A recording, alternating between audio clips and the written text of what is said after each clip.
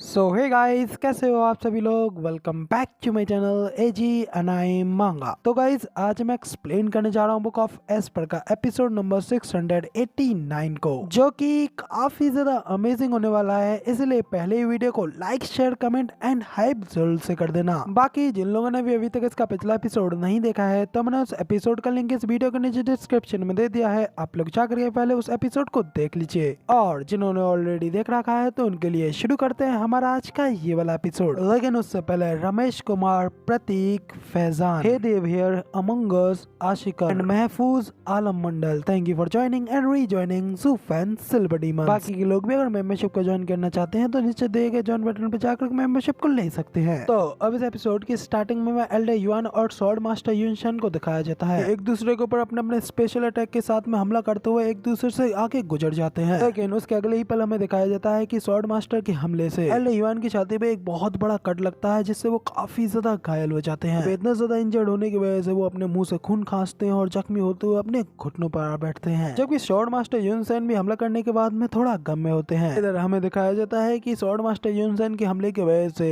Elder yuan की छाती पे काफी बड़ा कट लगा होता है, इसलिए इतना ज्यादा घायल होने की वजह से वो वहाँ से हिल भी नहीं पा रहे होते हैं। तो देख करके जीवीए तो जोर जोर से हंसते हुए कहता है, फाइनली ओल्ड मैन, तुम्हारा यहाँ पे आखिरकार काम खत्म हो गया। हेवन थ्रिलिंग सेक्ट की मदद मिलने की वजह से यहाँ पे मुझे कोई भी छू नहीं सका, यहाँ तक कि तुम भी नहीं। अपने कहने के साथ ही 5 एम्पेयरमेंट्स अपनी ग्रीन एनर्जी के साथ में उसके ऊपर हमला करते हैं और अपनी उस ग्रीन एनर्जी में वुये को पूरी तरीके से जकड़ लेते हैं। कि वुये छूटने की कोशिश तो करता है, लेकिन अपनी पूरी ताकत के साथ में भी उससे छूट नहीं पा रहा होता। कि इधर वो 5 एम्पेयरमेंट्स की सोल एनर्जी से बनी हुई कंबाइन एनर्जी होती है। तो इधर हमें एल्डर युआन को भी दिखाया जाता है, वो जीवुये का नाम पुकारते हैं, जान लगा कर उड़ते हैं और तेजी से जीवुये को खत्म करने के लिए उसकी उड़ाते हुए उससे कहते हैं कि जीवुये, भले ही आज यहाँ पे मैं मारा जाने वाला हूँ, लेकिन मैं मरने से पहले अपने इस कमजोर डिसाइपल को भी अपने साथ ले जाऊंगा। एल्डर युआन को इस तरीके से अचानक से उसके ऊपर हमला करते हुए देख करके जीवुये तो काफी ज्यादा घबरा गया होता है। सेक्ट मास्टर रेन अपने हाई वेनेबल से कहते हैं, हाई वेनेबल, सेक्ट लीडर जी को यहाँ पे मरने मत दो, वरना इसका खामियाजा हाई वेनेबल को भी सहना होगा। अगर स्वॉर्ड मास्टर युनसेन उसकी बात को नहीं सुनते, जीवुये तो काफी ज्यादा घबरा जाता है और चिल्लाते हुए सेक्ट लीडर रेन से अपनी मदद के लिए पुकारता है। जीवुये के ऊपर हमला करने से पहले ही एल्डर युआन वहाँ पे बीच में रुक जाते हैं। तो जीवुये भी उन्हें अचानक से रुकता हुआ देख करके काफी ज्यादा शॉक हो जाता है। लेकिन हमें दिखाया जाता है कि एल्डर युआन की छाती के आर पार 2 उंगलियां हो गई होती हैं, जो कि किसी और की नहीं बल्कि स्वॉर्ड मास्टर युनसेन की होती हैं। स्वॉर्ड मास्टर युनसेन ने एल्डर युआन को रोकने के लिए उसके ऊपर हमला कर दिया होता है। तो इम्पेयरमेंट्स 5 और भी ज्यादा शॉक हो जाते हैं और चिल्लाते हुए हाई वेनेबल को आवाज लगाते हैं। सेक्ट लीडर रेन भी आगे बढ़ते हैं और जीवुये को छुड़ाने के लिए इम्पेयरमेंट्स 5 की उस ग्रीन एनर्जी से बनी स्ट्रिंग्स को बड़ी आसानी से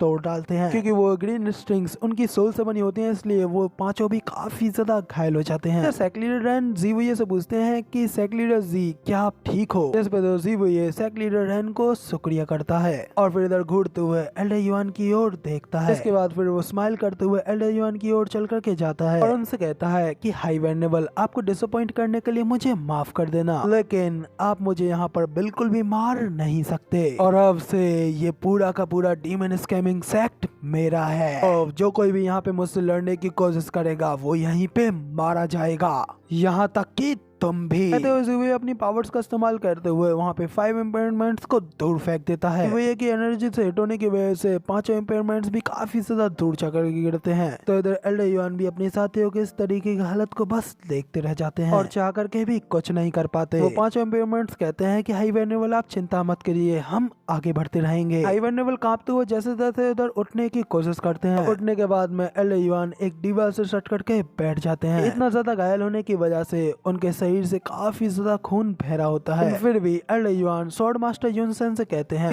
युनसेन, इतने लंबे समय के बाद में तुमसे मिलने की वजह से क्या मैं तुमसे कुछ कह सकता हूँ? मेरे पास में इसके अलावा एक और डिसाइपल है जो कि सचमुच में एक ट्रू जीनियस है, और एक दिन वो जरूर आएगा जब वो वेस्टलैंड के सभी जीनियसों को पीछे छोड़ देगा। भले ही मैं यहाँ पर एक बेकार, एक निकम्मा इंसान निकला, लेकिन याद रखना मेरे पास में एक ट्रू जीनियस डिसाइपल है, स्मार्ट, रीजनेबल और डिग्निफाइड है, और वो मेरी बहुत ही ज्यादा इज्जत करता है। इसके बाद इधर एल्डर युआन जीवुये से भी कहते हैं कि जीवुये, बिना किसी पाथ, बिना किसी रास्ते के तुम सिर्फ एक डीमन हो। एक दिन ये डीमन स्कैमिंग सेक्ट तुम्हारे अंडर होते हुए भी डिस्ट्रॉय हो जाएगा। तो ज़ीवुये इधर काफी ज्यादा गुस्सा हो जाता है। गुस्से में दांत पीसते हुए कहता है कि कमीने बुड्ढे अपना मुंह बंद रख। डीमन स्कैमिंग सेक्ट मेरे रूल्स के अंदर रह करके यहाँ पे एक मिडिल 3 सेक्टों में से एक बन चुका है और इस कमीने ज़ूफेन का तो इससे कोई लेना देना ही नहीं है। वो तो सिर्फ यहाँ पे मेरा एक मोरा था और आगे भी इस डीमन स्कैमिंग सेक्ट को सिर्फ मैं ही टॉप तक ले जा सकता हूँ। ज़ीवुये की इस बात पर एलियन उससे कुछ नहीं कहते, बस अपनी आंखें बंद करके वहीं पे बैठे रहते हैं। कुछ ना बोलते हुए देख करके फिर से ज़ीवुये उन्हें घूर करके देखता है और उनसे कहता है कि ओल्ड मैन, मैं बस तुमसे एक आखिरी चीज और पूछना चाहता हूँ। वो ये है कि इस बार हमारे साथ में हेवन थ्रिलिंग सेक्ट और मिस्टिकल हेवन सेक्ट के अलावा हमारी इस योजना में यूनिवर्सल राइटियर सेक्ट भी शामिल है और वो लोग यहाँ पर ज़ूफेन को खत्म करने के लिए सोयो थ्रिल स्टेज एक्सपर्ट के साथ साथ 8 सोल हार्मोनी स्टेज के एक्सपर्ट्स को भी ले गए हैं। इसलिए तुम्हारा प्यारा डिसाइपल ज़ूफेन तो अब तक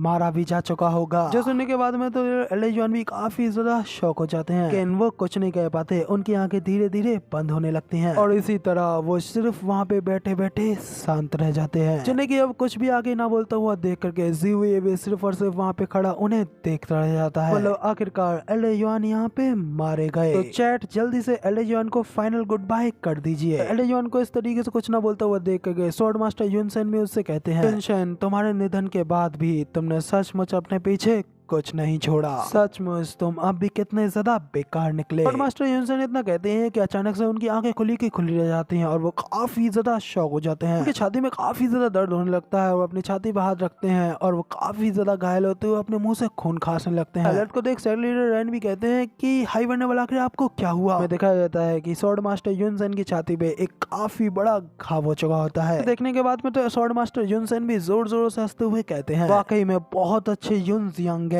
1000 सालों से तुमने 101 फाइट तक मेरा पीछा किया है। आखिरकार ये 102वीं फाइट में इस बूढ़े आदमी ने सचमुच में तुम्हारे सामने अपनी हार स्वीकार कर ली है। मैं यहाँ पे अपने कहे गए शब्दों को वापस लेता हूँ। तुम बिल्कुल भी यूजलेस नहीं हो, बल्कि तुम तो इस वेस्टलैंड के एक ट्रू जीनियस हो। जीनियस जो कि डबल ड्रैगन मैनर में एंटर करने के लिए यहाँ पे पूरी तरीके से काबिल है। तो गाइस अब इसी के साथ में यहाँ पे हमारा सीन चेंज होता है और अगले सीन में हमें दिखाया जाता है वहाँ पे सब कुछ खत्म हो जाने के बाद में सेक्ट लीडर रैन और स्वॉर्ड मास्टर युनसेन दोनों इस डीमन स्कैमिंग सेक्ट के हॉल से बाहर निकल कर आते हैं और सेक्ट लीडर रैन अपने हाई वर्नेबल से पूछता है, हाई वर्नेबल, क्या ऐसा पॉसिबल हो सकता है कि डीमन स्कैमिंग सेक्ट का हाई वर्नेबल और आप एक दोस्त हैं? आखिर आपको उसकी मौत की इतनी ज्यादा परवाह क्यों थी? और अगर आप सचमुच में उसके दोस्त थे तो फिर आखिर आपने ऐसा क्यों किया? फिर स्वॉर्ड मास्टर युनसेन कहते हैं कि उसे मार डालना। मैं तुम्हें बता दूं कि नहीं, हम दोनों दोस्त बिल्कुल नहीं थे, लेकिन इससे ठीक विपरीत हम दोनों एक दूसरे के कट्टर राइवल थे और वो भी अब से नहीं बल्कि 1000 वर्षों